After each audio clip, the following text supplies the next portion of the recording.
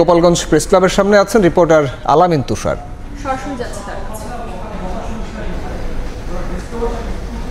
গোপালগঞ্জের প্রথমের 22 ঘন্টার কারফিউ অর্থাৎ প্রথম দফার 22 ঘন্টার কারফিউ শেষে এখন কিন্তু দ্বিতীয় দফার 21 ঘন্টার কারফিউ চলছে। এর মধ্যে আগামীকাল সকাল 11টা থেকে 2টা পর্যন্ত শিথিল রেখে সন্ধ্যা 6টা পর্যন্ত কিন্তু এই দ্বিতীয় দফার কারফিউ চলবে, এমনটাই আমরা জানতে পেরেছি। তবে এও আসলে জেলা প্রশাসন থেকে, জেলা ম্যাজিস্ট্রেট থেকে আমাদেরকে জানানো হয়েছে যে সন্ধ্যা 6টার পরবর্তী সময় যদি জানানো না হয় তাহলেও কারফিউ জারি থাকবে, অর্থাৎ পরবর্তী নির্দেশনা না দেওয়া পর্যন্ত সেই কারফিউ বহাল থাকবে, এমনটাই কিন্তু আমাদেরকে যারা কর্তৃপক্ষ রয়েছেন তারা জানিয়েছেন। এবং দ্বিতীয় দফা কারফিউ ঘোষণা হয়ে যাবার পর কিন্তু গোপালগঞ্জের যেই এলাকা, আমরা এখন প্রেস ক্লাবের সামনে রয়েছি, সেখানটায় কিন্তু আমরা সকালে দেখেছি যে টুকটাক গাড়ি ঘোড়া কিন্তু চলছিল, সেই জায়গা থেকে অনেকটাই কিন্তু এখন কমে আসছে। খুবই অল্প সংখ্যক 1-2টা অটোরিকশা আমরা দেখতে পাচ্ছি। এবং আমি যেখানটায় দাঁড়িয়ে আছি সেখান থেকে আমার দৃষ্টিসীমার মধ্যেই, যদিও ক্যামেরায় হয়তো সেটা দেখানো সম্ভব হচ্ছে না,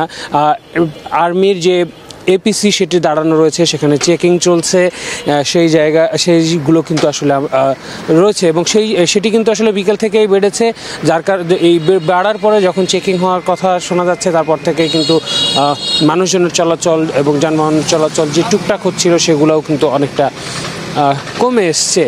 তবে ওই কারফিউ শিথিলের মধ্যে কথা যেমনটা আসছে, তেমনি কারফিউ আবারও বাড়ানো হতে পারে কি না হতে পারে সেটা নিয়েও কথা হচ্ছে। এবং যৌথ বাহিনীর যে অভিযান পরিচালনা করার কথা রয়েছে সেটিও কিন্তু চলমান থাকবে।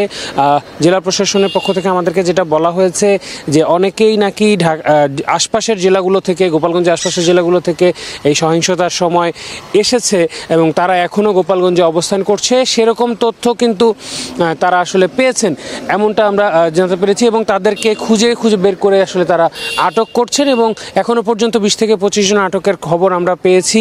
এবং আটক যারা রয়েছেন তাদেরকে মামলা প্রক্রিয়াধীন রয়েছে, এর বাইরেও আরও আটক হতে পারেন।